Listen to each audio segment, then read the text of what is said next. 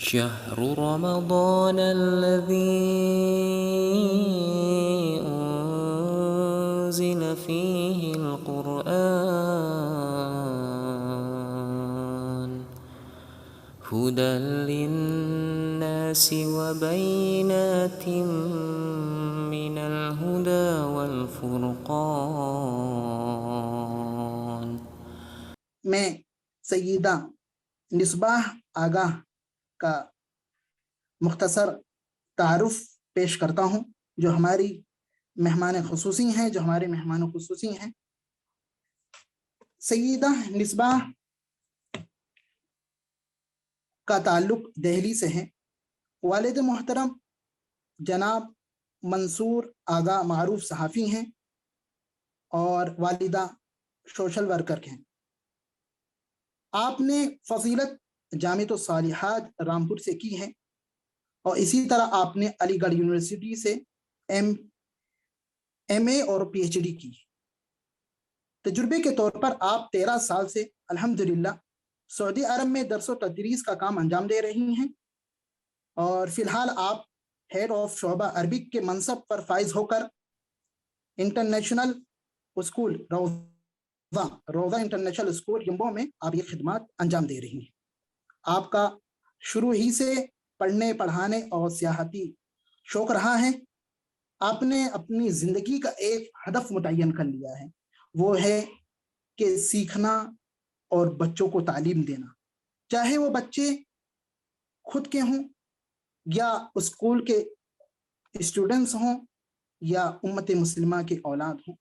ان کی تعلیم دینا محترمہ صاحبہ کا ہدف ہے. اللہ تعالیٰ سے دعا ہے کہ اللہ تعالیٰ اس ہدف میں محترمہ صاحبہ کو کامیاب فرمائے.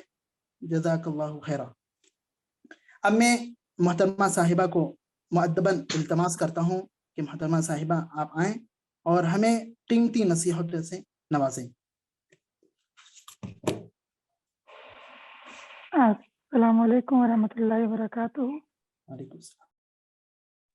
نحمد و نصلی علی رسول الکریم وعلی آلہ وصحبہ وذریاتہ اجمعین. جو باتیں میں نے آپ لوگوں کے سامنے یہاں رکھنے کا سوچا تھا اس میں سے زیادہ تر چیزوں کا ذکر ہم سے پہلے جو لوگ رہے، چاہے تقریباً ہر پوائنٹ یہاں ذکر ہو گیا ہے، لیکن میں پھر بھی انہی باتوں میں سے کچھ اور چیزیں آپ لوگوں کے سامنے انہی پوائنٹ میں سے کچھ ڈسکس کرنا چاہوں گی. مجھے بہت بڑی ذمہ داری ذل الرحمان صاحب نے دی ہے، میں کوشش کروں گی کہ وہ پوری طرح سے ادا کر سکوں. اپنی بات کی شروعات میں وہاں سے کرنا چاہتی ہوں جہاں پہ ہمارے صدر صاحب نے بات اپنی ختم کی ہے. خیرکم من تعلم القرآن وعلمہ، تم میں سے بہترین لوگ وہ ہیں جو قرآن کو سیکھتے ہیں اور سکھاتے ہیں. تو سب سے پہلے میں آپ سب لوگوں کو جو اس پروگرام میں آج جمع ہیں بہت مبارکباد دینا چاہتی ہوں اس بات کے لیے کہ اس حدیث کے زمرے سے اگر دیکھیں تو آپ آج بہترین لوگوں میں شامل ہوئے ہیں کہ آپ میں سے کچھ وہ ہیں جو قرآن کو سکھانے کی تگ و دو میں لگے ہیں، اور باقی زیادہ تر لوگ وہ ہیں جو کہ قرآن کو سیکھنا چاہتے ہیں، جو کہ قرآن کا علم حاصل کرنا چاہتے ہیں. تو اللہ کے رسول صلی اللہ علیہ وسلم کی اس حدیث کے اعتبار سے آج آپ بہترین لوگوں میں شامل ہو گئے ہیں. تو مبارکباد آپ کو اس چیز کے لیے، اور خدا تعالیٰ آپ کا مقصد پورا کرے آسانیوں کے ساتھ میں. سب سے پہلی جو بات میں آپ لوگوں سے کرنا چاہتی ہوں، جیسے کہ اس حلقے کا اور اس پروگرام کا مقصد ہے کہ عربی زبان کو سیکھنا اور نماز کو سمجھنا. تو میں سب سے پہلے نماز کے ٹاپک سے آپ لوگوں سے ایک بات کروں گی کہ ہم جب چھوٹے ہوتے ہیں، بچے ہوتے ہیں، یا ہمارے گھروں میں جب بچے ہوتے ہیں تو ہم سب سے پہلے بچوں کو جب دین سکھانا شروع کرتے ہیں تو کلمہ سکھاتے ہیں. ہم سکھاتے ہیں کہ اسلام کے 5 ستون ہیں، پلرز ہیں، اسلام کے 5 پلرز ہیں، 5 ستون ہیں، اور ہم بچوں کو رٹا دیتے ہیں اس چیز کو. ٹھیک ہے، پہلی چیز تو رٹنے کی اور یقین کرنے کی ہے، اشہد ان لا الہ الا اللہ واشہد ان محمد رسول اللہ. تو یہ بات ہم سب جانتے ہیں کہ کوئی بھی عمارت اس وقت تک مضبوط نہیں کھڑی ہوگی جب تک کہ 5 ستون اس کے برابری سے نہ کھڑے ہوں. تو شہادت آپ نے پڑھ لی، آپ نے یقین کیا اور آپ اسلام میں داخل ہو گئے. اور ہم تو ویسے ہی داخل ہیں کیونکہ ہم زیادہ تر ہم میں سے ان بورن مسلم ہیں جو مسلم گھرانوں میں پیدا ہوئے. اب جو ہمارے اوپر ذمہ داری اصلاً آتی ہے وہ سب سے پہلے ذمہ داری نماز کی ہے. نماز مطلب ہے کیا؟ نماز ہم سمجھتے کیا ہے نماز کو؟ اپنی سمجھ سے اپنے تجربے سے یا اپنے آس پاس دیکھ کے میں نے جو سمجھا ہے ہم میں سے زیادہ تر لوگ نماز کو ایک عبادت سمجھتے ہیں. ایک جسمانی عبادت ہے. یہ ہم کھڑے ہوئے کچھ مخصوص گیسچرز ہیں, کچھ مخصوص ایکشنز ہیں اور دعائیں ہیں وہ پڑھ لیں. لیکن در حقیقت نماز ہے کیا چیز؟ ہم کو یہ سمجھنے کی ضرورت ہے. اللہ تعالیٰ اتنے سخت نہیں ہے. اللہ تعالیٰ نے دین کو اتنا مشکل نہیں بنایا کہ وہ ہم سے کہیں کہ ہم 5 ٹائم اس کے سامنے کھڑے ہو کے حاضری لگائیں. نہیں, یہ تو اسلام کی روح ہو ہی نہیں سکتی ہے. یہ تو اللہ تعالیٰ جتنا رحیم اور رحمان ہے وہ ہم پہ ایسی ذمہ داری ڈال ہی نہیں سکتا ہے. نماز دراصل ہمارا لیے ایک ذریعہ ہے اللہ سے جڑنے کا, اللہ سے بات کرنے کا ذریعہ ہے. یہ جب آپ جانماز پہ کھڑے ہوئے تو سب سے پہلے ہم نے یہ سوچنا ہے کہ اب ہم اللہ کے حضور کھڑے ہیں. یہی بات ذیل الرحمان صاحب نے بھی کہی کہ یہ مناجات ہے, کہ گفتگو ہے, کہ اللہ سے آپ کی دعا ہے. کہ اللہ تعالیٰ 5 دفعہ آپ کو اٹینڈنس لگانے کے لیے نہیں بلا رہا ہے, بلکہ وہ بلا رہا ہے کہ آپ آئیں, اس سے ملیں, اس سے اپنے دل کی بات کہیں, اس سے اپنی پریشانیاں بتائیں, اس سے اپنی خوشیاں بتائیں.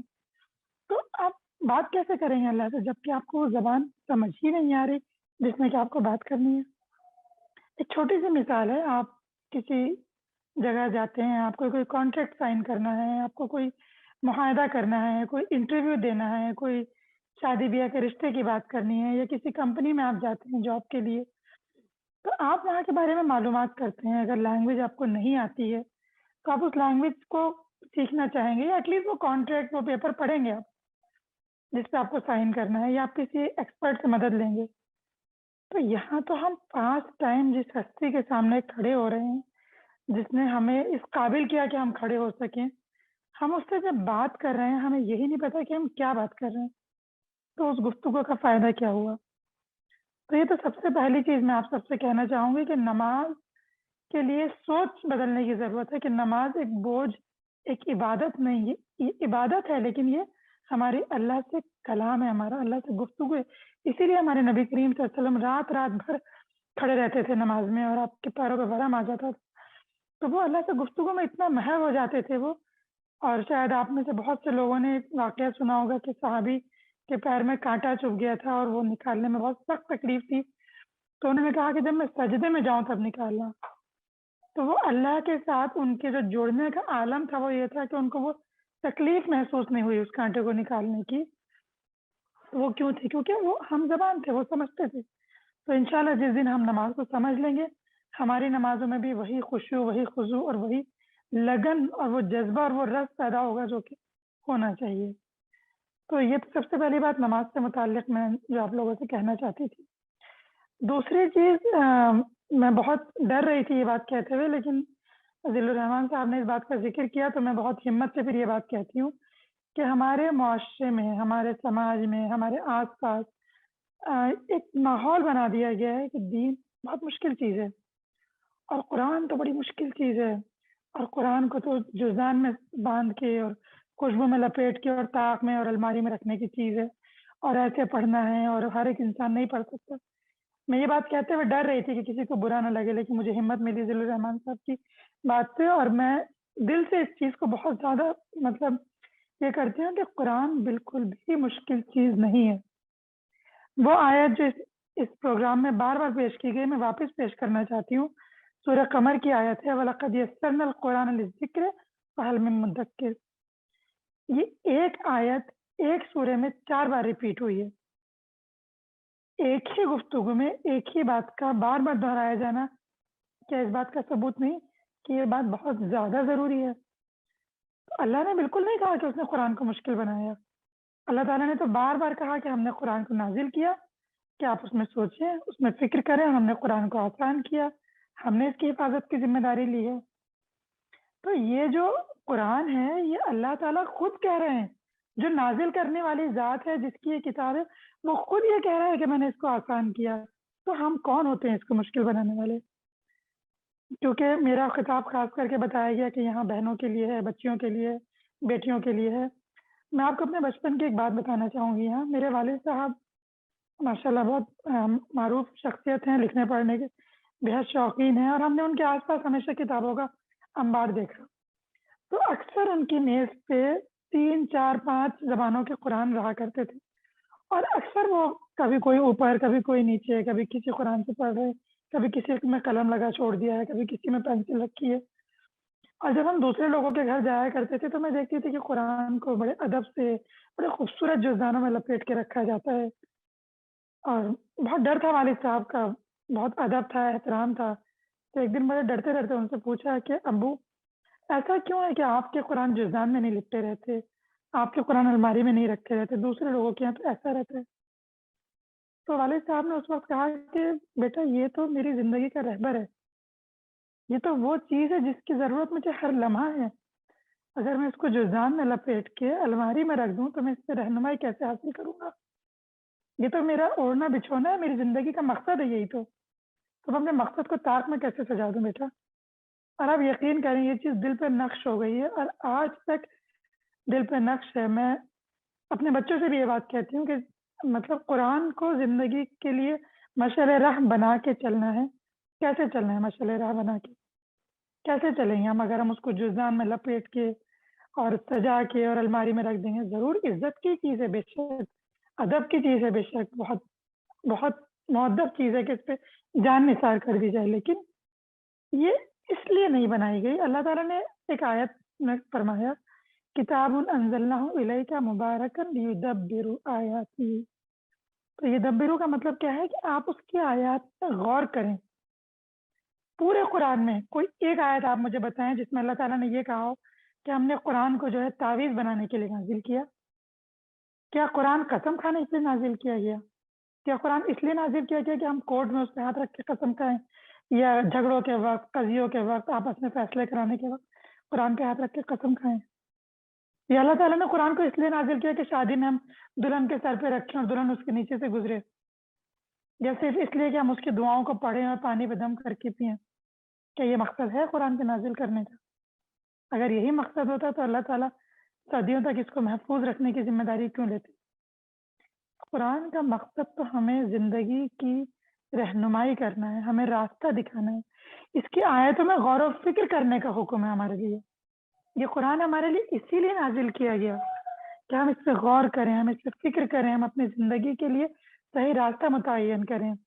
تو آپ سب بہت مبارکباد کی مستحق ہیں، میری بہنیں، میری بیٹیاں، میری مائیں جو اس وقت شامل ہیں، کہ آپ نے جس پروگرام کے لیے قدم اٹھایا ہے وہ رہنمائی کی طرف انشاءاللہ آپ کو لے کے جائے گا اور بہت بہترین راستہ دکھائے گا آپ کو۔ تو اس چیز کو ذہن سے نکالنا ہے کہ قرآن مشکل ہے، عربی زبان مشکل ہے۔ میں سعودی عرب میں پچھلے 13-14 سال سے پڑھا رہی ہوں یہاں پہ، اور میں قرآن نہیں پڑھاتی ہوں، عربی زبان ہی پڑھاتی ہوں میں۔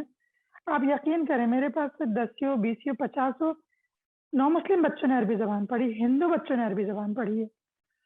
اور میں ہمیشہ اپنے اسٹوڈنٹ سے کہتی ہوں کہ عربی زبان بے شک دنیا کی مشکل ترین زبانوں میں سے ہے، لیکن یہ اتنی خوبصورت اور اتنی آسان زبان ہے کہ جس دن تم نے اس کو سمجھ لیا اس دن تم نے اس کو پا لیا۔ مشکل ضرور ہے، ظاہر ہے اللہ کی کلام ہے اس زبان میں، آسان کیسے ہوگا؟ لیکن اللہ تعالیٰ اتنے رحیم، اتنے رحمان، 70 ماؤں سے زیادہ محبت کرنے والا ذات، وہ اپنی کتاب کو ایسی زبان میں کیوں نازل کرتی جو ہم سمجھ نہ سکیں؟ اتنی شیرین زبان، اتنی حلاوت اس زبان میں کہ جس دن آپ نے اس کو سمجھنا شروع کیا آپ دنیا کی زبانیں بھول جائیں گی۔ کئی لوگوں نے اس پوائنٹ کی طرف اشارہ کیا، میں واپس اس چیز کو دہراؤں گی کہ ایک بہت آسان چیز میں زبان کی خوبصورتی آپ کو بتاتی ہوں کہ اس میں ایک لفظ سے بہت سارے لفظ بنتے ہیں، جیسے کہ ایک عام لفظ جو اس پروگرام سے متعلق ہے، جو عام زندگی سے متعلق ہے، درس کا ہے۔ درس کا مطلب لیسن یا پڑھنا۔ اس درس کا مدرسہ بنا دیا، اسکول ہو گیا۔ اس درس سے مدرس بنا دیا، ٹیچر ہو گیا۔ اسی درس سے مدرسہ بنا دیا، فیمیل ٹیچر ہو گیا۔ دارسن بنا دیا، اسٹوڈنٹ ہو گیا۔ تو اسی طریقے سے عربی میں ایک لفظ کو اگر آپ نے سمجھا تو آپ نے ایک لفظ کو نہیں سمجھا بلکہ آپ نے اس لفظ سے جڑے تمام لفظوں کو سمجھ لیا۔ صرف سمجھنے کی ضرورت ہے، صرف سوچ کی ضرورت ہے. اگر میں ذل الرحمان صاحب کو جانتی ہوں اور ان کی کئی کتابیں میں نے پڑھی ہیں. بہت ماشاء اللہ تعالیٰ، اللہ تعالیٰ ان کی صحت، ان کی زندگی، ان کی علم میں برکت دے. بہت ہی صاف ستھرے سیدھے الفاظ میں یہ بات کرتے ہیں. میں اس بات کا پورا یقین ہے کہ آپ سبھی کے لیے یہ پروگرام انشاءاللہ مشعل راہ ہوگا. اور میں نے خود اپنی بیٹی کو اس پروگرام میں رجسٹر کیا ہے اور میں کوشش کروں گی کہ میں زیادہ سے زیادہ میٹنگس میں خود بھی موجود رہوں کہ میری بھی چیزیں ریفریش ہو سکیں، میں بھی واپس سیکھ سکوں. اس کے علاوہ میں ایک چھوٹی سی بات اور کہنا چاہوں گی آپ لوگوں سے قرآن کو سیکھنے کے حوالے سے، کہ مشکل نہ سمجھے قرآن کو. قرآن کی تلاوت بے شک بہت بڑی چیز ہے، اور نبی کریم صلی اللہ علیہ وسلم کی حدیث ہے کہ جس نے قرآن کا ایک لفظ پڑھا اس کے لیے ایک نیکی ہے، اور وہ ایک نیکی 10 نیکی کے برابر ہے. اور الف لام میم ایک لفظ نہیں ہے، الف ایک لفظ ہے، لام ایک لفظ ہے، اور میم ایک لفظ ہے. تو قرآن کو پڑھنے کی نیکی ضرور ہے، لیکن قرآن کے نزول کا مقصد اس کی قرأت نہیں ہے. قرآن کے نزول کا مقصد ہے زندگی کو پہچاننا، آخرت کو پہچاننا، اپنی زندگی کے مقصد کو پہچاننا، اور ہم جو خیر امت ہیں، نکالے گئے ہیں لوگوں کو کی رہنمائی کے لیے، برائی سے روکنے کے لیے، اس کو پہچاننا. تو میں آپ کو بس یہ آخری بات کے ساتھ میں اپنی بات ختم کروں گی کہ ایک آسان طریقہ ہے. انشاءاللہ آپ لوگ جب پڑھنا شروع کریں گے تو بہت جلدی سمجھنے لگیں گے چیزوں کو. پھر جب آپ قرآن کی قرأت کریں تو اپنے سامنے ایک ٹاپک سوچ لیں، کوئی بھی 1 ہفتے کے لیے، 4 دن کے لیے، 5 دن کے لیے. تو آپ بس اس ٹاپک پہ پھر آپ کو غور کرنا ہے. جیسے کہ آپ نے پہلی دفعہ آپ نے سمجھے آپ نے اللہ کے نام کا ٹاپک لے لیا، تو قرأت میں جہاں بھی اللہ کا جو بھی نام آئے گا آپ کو صرف اس پہ غور کرنا ہے. 1 ہفتہ لگے، 10 دن لگے، 15 دن لگے، الگ الگ ٹاپک الگ الگ ٹائم لے گا. آپ غور کریں آپ کتنا قرآن سمجھ سکیں گے. اس کے بعد آپ نے ایک دفعہ لے لیا کہ مجھے جنت کی خوبیوں پہ غور کرنا ہے، اور بس جہاں بھی آپ کو جنت کا ذکر ملے آپ وہاں رک جائیں، اس کو ہائی لائٹ کر لیں، اس کو لکھ لیں، اس کو نشان لگا لیں، اس کو پڑھیں، اس کو سمجھیں. اگلی بار آپ نے انبیاء کے نام لے لیے تو آپ کو تھوڑے دن میں پتہ چل جائے گا کتنے انبیاء کے نام ہیں قرآن میں. اور اسی طریقے سے دھیرے دھیرے انشاءاللہ قرآن آپ کا اور آپ قرآن کی. میں امید کرتی ہوں کہ آپ لوگوں کو ان چیزوں سے بہت آسانی ہوگی، اور اس پروگرام کو کرنے کے بعد میں انشاءاللہ تعالیٰ جو قرآن کے نزول کا مقصد ہے وہ پورا ہوگا، اور جو نماز کی حلاوت اور شیرینی ہے آپ کو وہ حاصل ہوگی. اور بس اسی کے ساتھ میں اپنی بات ختم کرنا چاہوں گی. وما التوفیق الا باللہ، وآخر دعوانا الحمدللہ رب العالمین، والصلاۃ والسلام علی اشرف المرسلین. السلام علیکم ورحمۃ اللہ وبرکاتہ. اور مزید ویڈیوز کو دیکھنے کے لیے آپ ہمارے YouTube چینل کو سبسکرائب کریں. فجزاکم اللہ خیرا.